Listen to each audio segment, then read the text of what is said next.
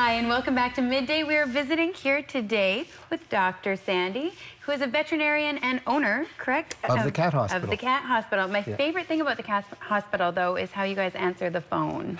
Every time we call meow, cat hospital, it's something, great trademark. Everybody knows it. Well, you know, we started doing that, and I find when I answer the phone, when I'm not at work, I answer and I say meow. Yes. There you go. Everyone will know you. So what are we talking about today? We have a guest. We do have a guest, and this is Nemo, and we don't know how good Nemo wants to be today. Hi, Nemo. But Nemo is a 10-year-old Siamese cross cat. Male or female? It's a boy. He's a boy, and he is beautiful. There you go, Nemo. Not sure he wants to join us. There you go, Nemo. There he is. You want to look at the camera? Yeah. Hi, buddy. And isn't he good? His mom wasn't sure how good he would be, and I said, no, he's going to be fine. He'll be just fine. So she's watching today. Oh, yes, yes. Great, So, and tell us, why did Nemo come in? well, Nemo is here today to just for me to allow you to talk about fur balls and cats. I mean, everybody thinks that it's a funny thing and so on, but it's a serious problem. And some cats end up with fur balls. They are trying to bring them up. The fur ball won't come up. And eventually, they're not eating, and they start to get into serious trouble. Right, and people don't know, because there's no visible sign. No. And the thing about fur balls is that it's actually as a result of other problems. And so Nemo came in, he had this fur ball problem. We have some x-rays that we can show. Right. And if you look at the x-ray, I mean, kind of right in the center of that x-ray, you can see that there's sort of a black area, and then there's some white with it. That's the fur ball, and it's a very large fur ball. Wow. And he's not able to vomit it up or pass it. So it's just sitting there, and it's a real problem for him.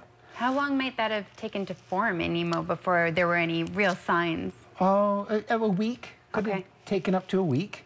But we have one more x-ray, which is interesting. I think one more after that. No more. That's it. Okay.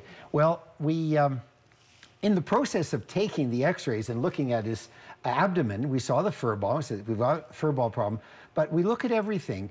And now if you look to what would be the left, it says right under where the R is on that lateral view is his heart. And his heart is very large. And we actually measured it, and sorry we don't have it to show, but... Like very large for a cat, do you mean? Yes. Like larger than it should be? Yeah, so what we do is we have a device on the x-ray machine where we can measure the heart, and we know what normal is.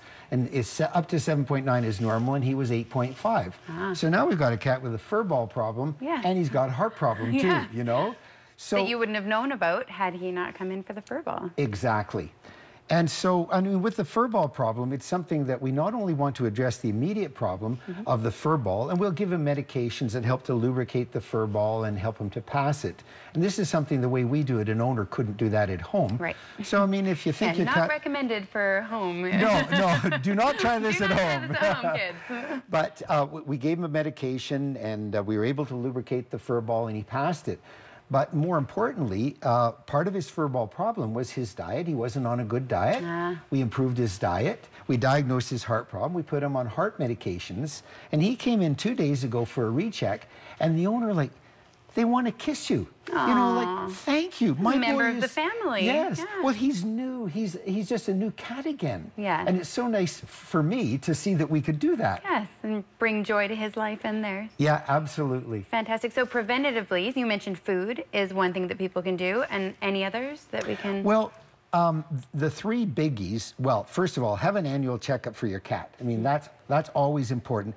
We could pick up on things like that easily. Make sure he's on a good quality food, and we can help you to choose one. Make sure he's dewormed. Every cat should be dewormed at least once a year. Yes. And that's because they get parasites from spiders, flies, and mosquitoes that come from outdoors, indoors with the parasitic eggs. Yes, which also affects your family as well as your pet. Yes, it's a health thing all around. But my great pleasure is in seeing cats that are like that, and I see them once a year and say, look at you, you're in such good shape, and we might notice some problem, like dental disease or something like that. Work on it and keep your cat healthy. And something that you can watch for. Yes. Fantastic. So ideally, people should be bringing their cats in for a checkup Once a year. Once a year, an annual visit. And when they get older, some of these cats should be seen twice a year. Right. 1 year in our lives is 4 years for a cat. Okay, that's good to know. No one ever talks about that. You hear in dog years all the time. Yeah. Hardly anyone says in cat years. Forget the dog. How old are you in cat years? That's what we'll say from now on. Yeah, let's do that. Yes. Fantastic. How old is Nemo? Nemo's 10. Okay, and how long would we expect Nemo? Well, I expect every cat to live to be 18. Okay. But this week alone, I've seen a 19-year-old cat this morning and a 22-year-old cat. All right, so to extend your cat's life and enjoy your pet for as long as possible, visit the Cat Hospital. You can phone, you can visit. They're located on Battle Street, or look them up on Facebook, Cat Hospital of Kamloops. We'll be right back with more on Midday.